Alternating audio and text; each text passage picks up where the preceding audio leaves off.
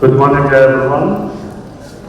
I'm thrilled to be a moderator panel on creating a green skills ecosystem for SMEs. Like 10 years ago, when we heard about green skills, many people would mean that this is maybe about learning how to become professional governors.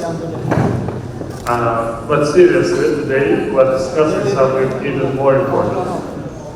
How can we equip our SMEs with the skills they need to thrive in a sustainable future? As you might know, it's our high-level champions campaign, Miss Nigar Arpadalay's campaign is on the climate-proof SMEs. The SMEs account for 90% of global businesses and 70% of the jobs worldwide, meaning that they're central to communities and they're the real engine of economy.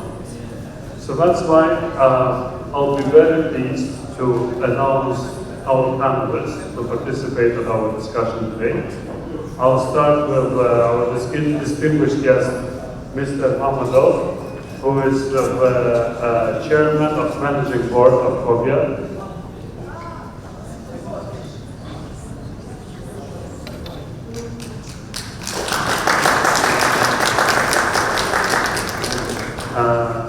Second, I would like to bring the second panelist, Sarah Sonia, who is the managing director of Women Pharma Foundation from Eswatini, Southern Africa, and also managing director of Eswatini Foods in South Africa.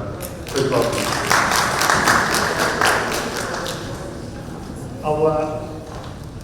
Our third panelist would be the real SME from the ground from Azerbaijan, Mr. Emil Majidov, managing partner of Lotus Consulting Company. And lastly, we'll get the video message from Mr. Roman Deutscher. He is the European investment banker, advising officer. So please welcome the panelists. Thank you.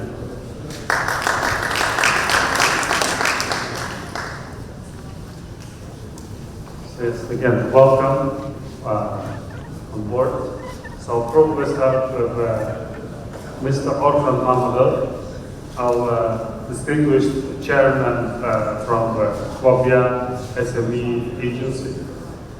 Mr. Mamadov, given your leadership at COBIA's and your agency focus on supporting SMEs, what would you see as the most pressing challenges for SMEs in adopting green practices? And what are the steps by the COBIA in this direction? Thank you. Thank you very much. I want to welcome everybody, also our panelists, and thank you for inviting me to speak regarding this issue. Of course, I think it's very important to have this panel regarding our Baku Climate Action Week. And in general, if you see green development, it's vital for our businesses and in such days, especially for SME sector, because SME sector is more than 90% of all registered companies in the world. Traditionally, until recently, the main focus on environmental issues was directed toward big, large-scale companies, of course, because of finance, I think. And due to the small scale of individual SMEs, this sector, which constitutes, as I told, approximately 99% or 95% of all businesses which are registered worldwide, has been somewhat overlooked. If we see experts claim that 50% to 70% of global waste is attributed compared to the SME sector. On the other hand, SME account 70% of employment worldwide also. All this illustrates for us the significant impact which SMEs can have on environmental issues, environmental protection through cost-effective business processes. And it's clear, it should be clear for us that there is a considerable potential for the widespread application of green policies and strategic within the SME sector.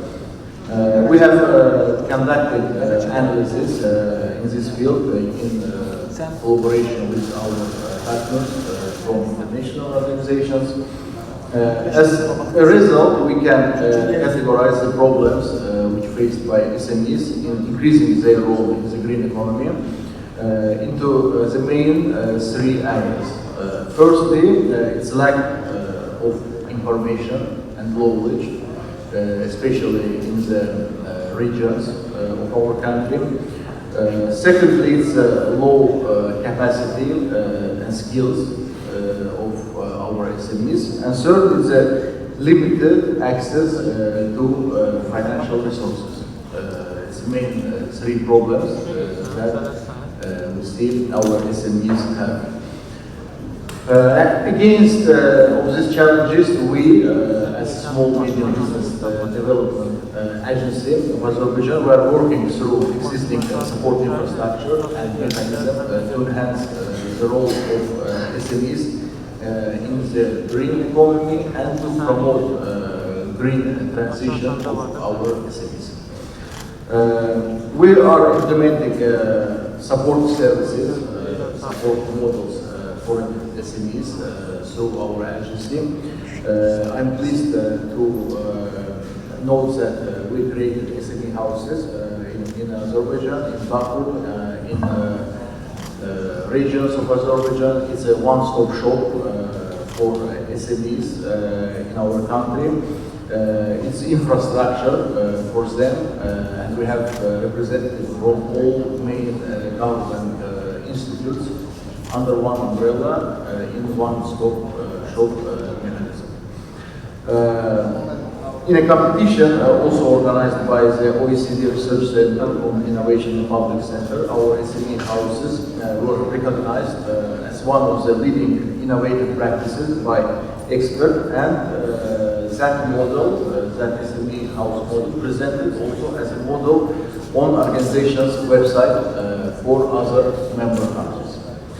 Another division of our agency is SME development centers, which we create also, especially in regions, in the villages of our country. These centers provide for our SMEs some services, including consulting services for entrepreneurs and individuals who wish to start a new business or who have business but want to increase it or to accept some other mechanisms from government. Also, we conduct there some trainings, including potential trainings in green development sector for our SMEs.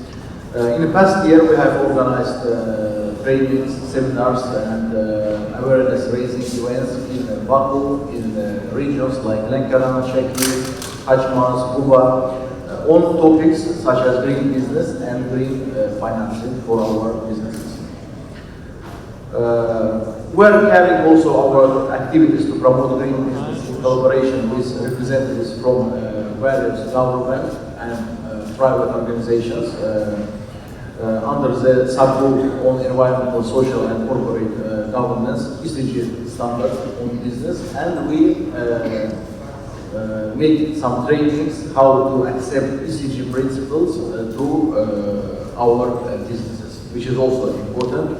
And first experience, it was both locally and internationally from international experts.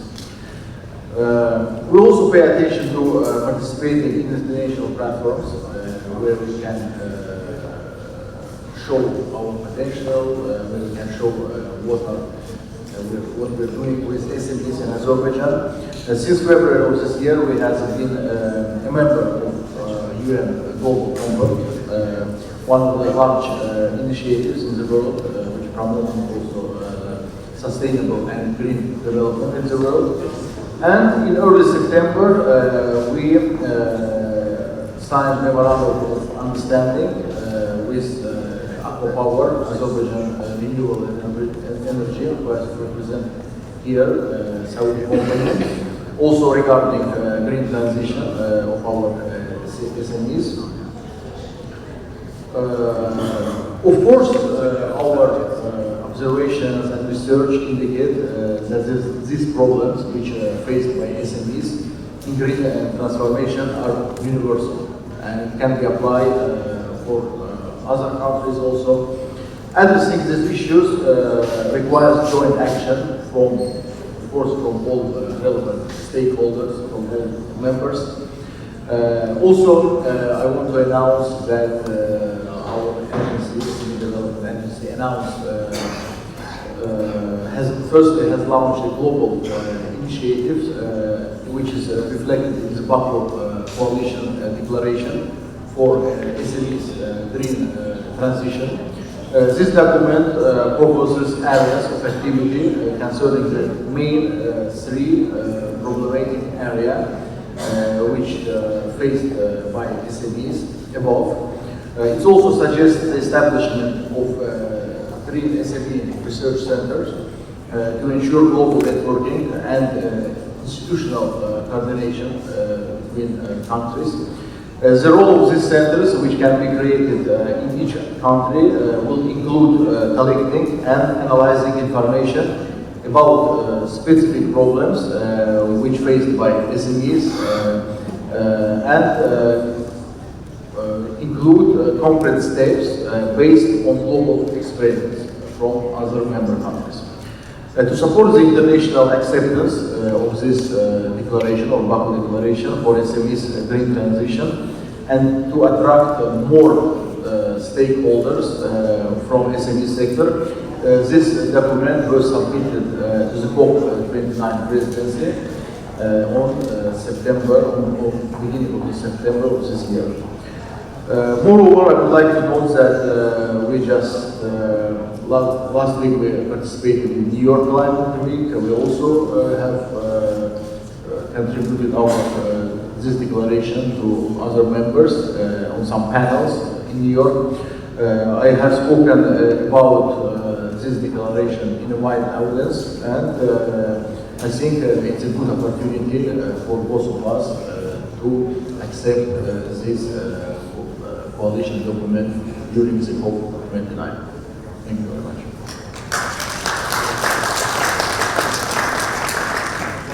Thank you very much, Mr. Ahmed. We're really aware of the tremendous job that you and your agency do for climate-proof SMEs. It's very much aligned with the high-level champions agenda, which is very much focused on the climate-proof SMEs. And the both at this events in New York and so on the global stage, these declarations, they're gaining a momentum. Very big support from global stakeholders at different levels on this initiative started in Azerbaijan. Right? So we want to keep this momentum during the COP, and we plan to convert this ambition into action to our region. From this perspective, so I'd like to also bring our distinguished guest from Southern Africa. She's the Managing Director of Eswatini Women Farmer Foundation. My question will be to you again, Sonia. Given your work at South Africa, how we can ensure that green skills development in agriculture and water management contributes to longer-term climate resilience and potential partnership for Azerbaijani SMEs? Thank you and good morning, everybody. It is again an honor to be here and to be able to participate in this panel.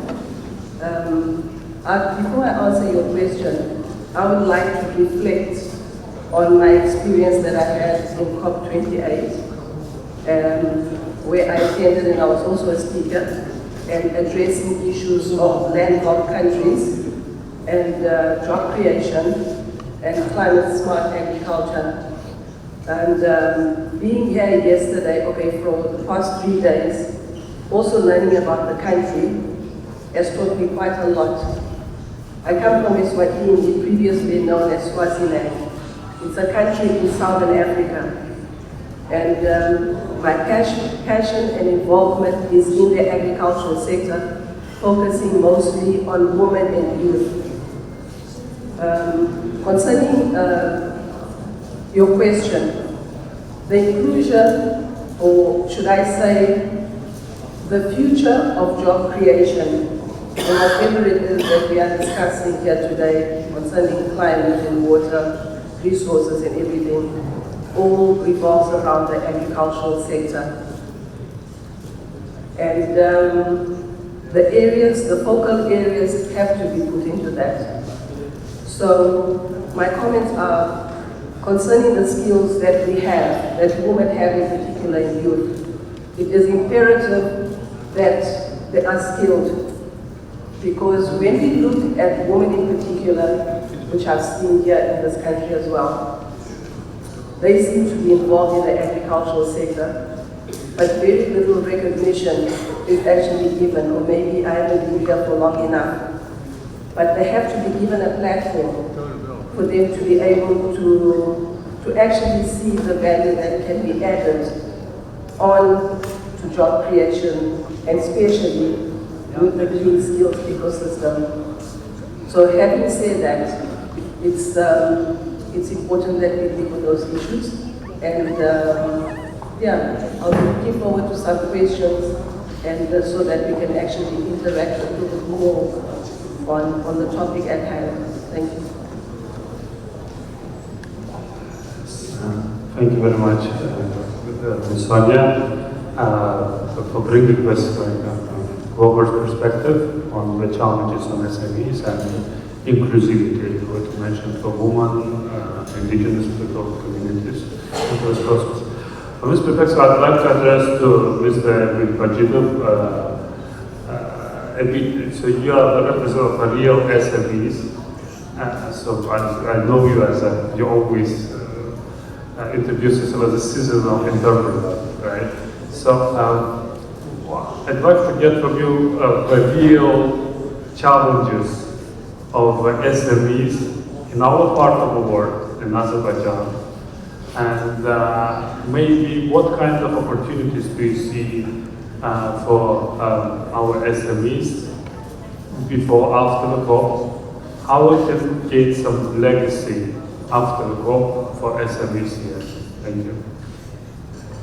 Thank you, Orhan. Thank you, dear colleagues. I've been thinking of what allegory to come up in terms of, let's say, green transition and SMEs and how they are supposed to cope with that. And I thought of green transition as some kind of tsunami that is coming our way. It's somewhere down there in the ocean, and it's some kind of force of nature.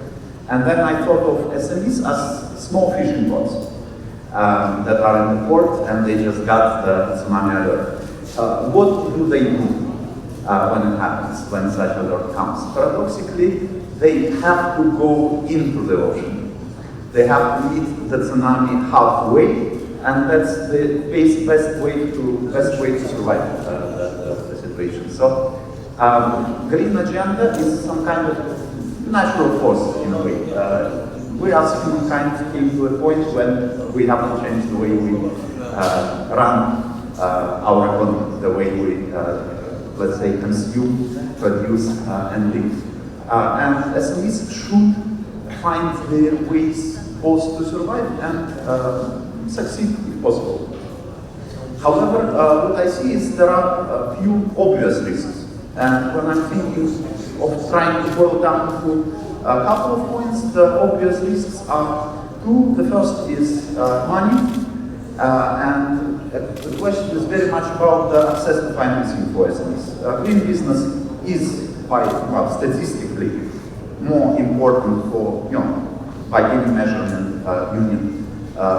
It's more expensive than the usual business before green transition. And that's the reality of life that we are heading, at least for the foreseeable future. Maybe over time, with growth of efficiency of green business, the technologies and access and the cost of this type of business will go down eventually, because green transition is also about increasing the efficiency of our technology. There is this side that, I noted that it's not very often talked about, but it's an important one. But it's still, and for foreseeable future, is more expensive than for the other type of business, because return on investment is different, the capacities are different, and so on. And access to financing is something that everyone should worry about when it comes to SMEs participating and benefiting from green transition.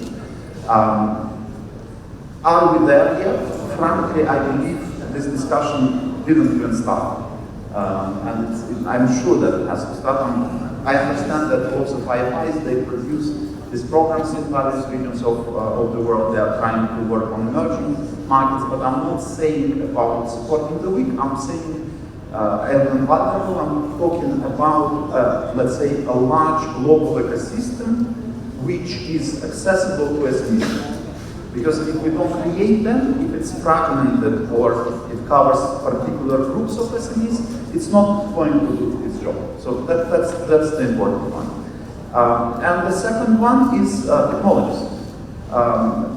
Let's say we look at as part of green transition, one of the, let's say, apparent revolutions is the technological revolution. We have to incentivize green technologies and sideline, let's say, non-efficient, non-green technologies. And this is also a very costly business.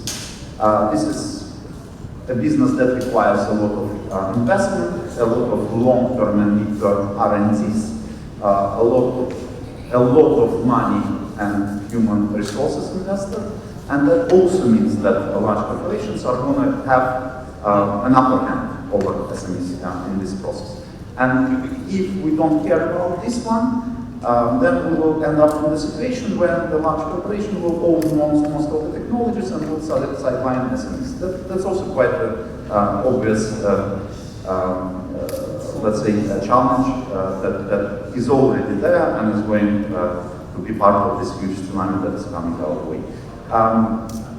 And then we come to a point, and here I have to give you a short background on myself. I worked a few times for the government, but every time I come back to running my own small businesses. Because I believe that small SMEs are smart and agile and good at taking decisions, and large governments, well, they are not that agile and not that smart. But green transition, just green transition, is very much about larger government. And it's unavoidable, it's gonna happen. But then what we should do is we should do our best that the government takes the form of institutes like COBIA, like the agency who is there to help, and not to tax and push you around, right? So that's the thing, right? So you need support systems and larger government when it comes to green agenda and SMEs is about agencies that are there to back you up, to give you information or R&D or access to money or technologies that you would otherwise will not be able to get. And if instead it's the government that says, you see, we will tax you more for what you are doing now because we want you to go green, well, I'm not sure that SMEs will survive. And I'm not sure that large corporations will not use it in order to take over this mantra that we are always using. We are always saying, well, 90% of job competitiveness, 70% of jobs, 40% of global GDP. Is it going to remain if we don't do anything about giving SMEs right and just access to technologies and financing as a result of this huge transition that we are going through? I'm sure it will not. It's not even a doubt in my head. And again, despite being a skeptic about the larger government, first, as a small business, I acknowledge that green transition requires a larger government, but then I'm asking for the government to become a support system for us. And it's great that we had these conversations with Mr. Mamad, that they not only taken upon them the creation of these SME houses, and they gave it a nice name because well, it's a good ecosystem. You come there and you basically can sort out, well, almost, but not 100% yet, or 100, but 90% of your problems. And we feel it all the time.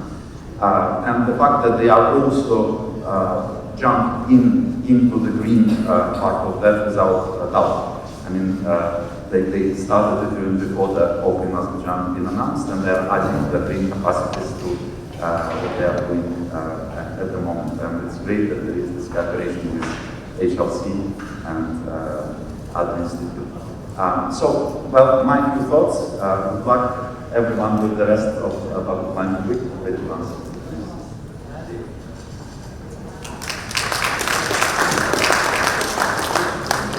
Thank you, Emil. Thank you very much. For real challenges for the businesses in Azerbaijan. So as a summary, so we should go to OSHA with the proper support of the government, some relevant centers, some organization, and Ethiopia should give us a shoulder, right? So this is summary. So from this point, so I'd like to jump into a special video message from the European Investment Bank. From Roman Deutsche, is EIB Advisory Officer.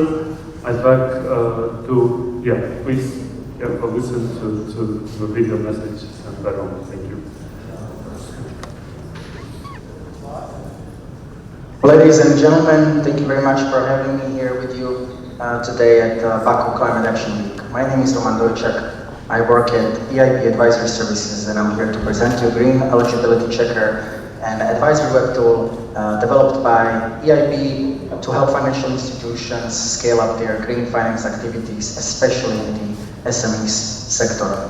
Let me start sharing my screen at this point and do a quick presentation of the Green Checker, which I hope will be of relevance and value to all of you. The Green Checker development and maintenance is funded by the European Commission and the European Investment Bank under the InvestEU Advisory Hub. And for this reason, it is available publicly, free of charge, without the need for registration or login. The URL address can be seen in my browser. It's greenchecker.eib.org, and anybody with internet Wi-Fi connection should be able to access the website and to use it. On the landing page, before we go into the core of my demonstration, you can consult the frequently asked questions. There's a lot of helpful information here about how the tool works, what it does, what it is based on.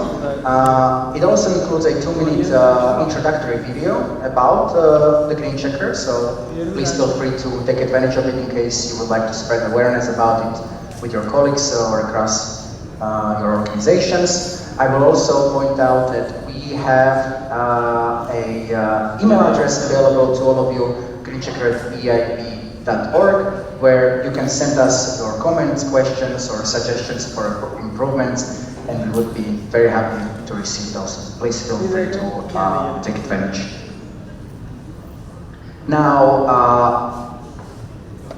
the core function of the Green Checker is to help financial institutions to originate, assess, and to report on green investment projects undertaken by their SME clients. The tool estimates the climate impact of the project, such as energy savings, CO2 emission reduction, etc. It also assesses compliance of projects with EIB's green eligibility criteria, which are based on the aspects of the EU taxonomy regulatory framework. The user journey is fairly simple. In the first step, we need to start the assessment, and for the purposes of this demonstration, we will take advantage of the Green Checker for standard users. Green Checker is, and its assessments are country-specific in order to provide the most accurate impact estimation possible. And the country selection is always stored based on the user's previous use of the website. In my case, the last use was for Italy. The country can be changed. For now, only 2 countries within the European Union, but currently we're working on the extension to about 10 to 15 countries outside Europe. And we hope to release this new geographic extension in the next few months by the beginning of 2025. The Green Checker is available in 6 different languages, including English, German, Spanish, French, Italian, and Polish. Now, back to the assessment case study.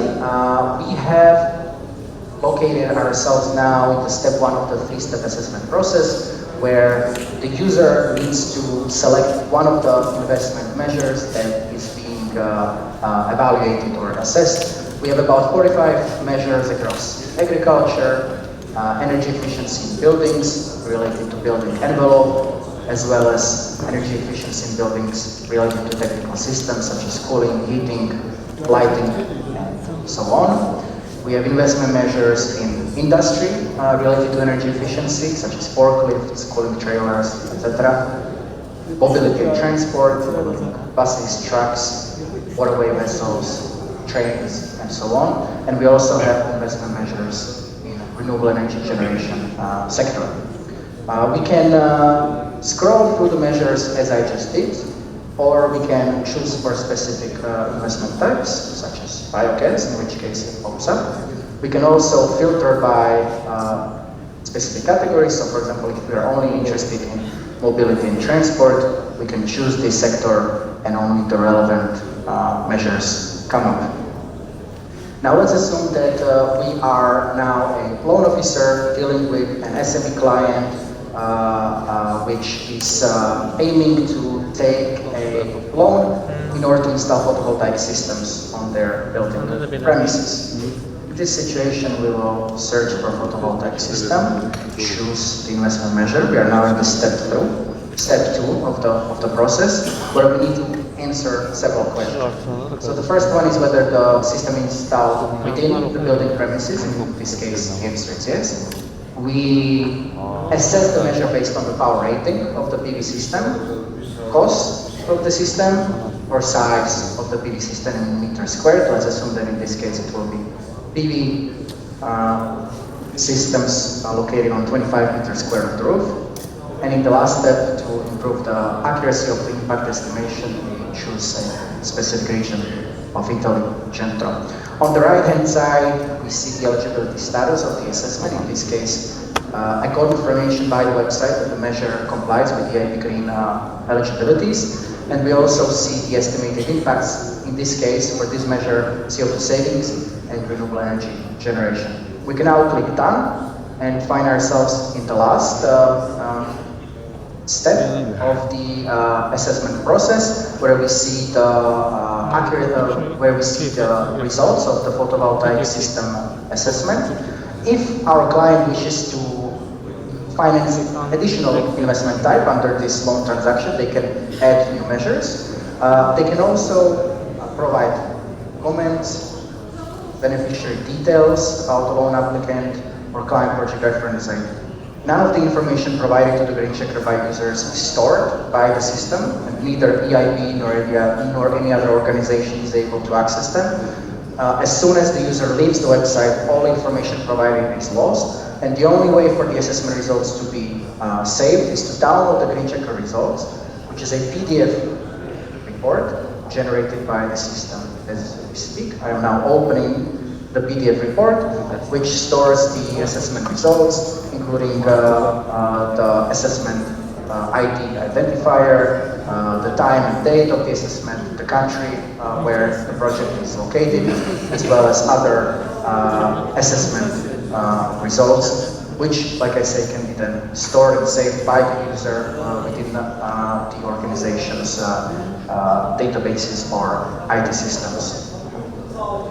At this point, due to a lack of time, I will thank you for your attention. I'm very grateful that we were able to present to you the Green Checker. Please feel free to visit the website, consult it. Let us know in case of any questions or comments, and I wish all of you a successful day and the whole week in Baku. Thank you very much.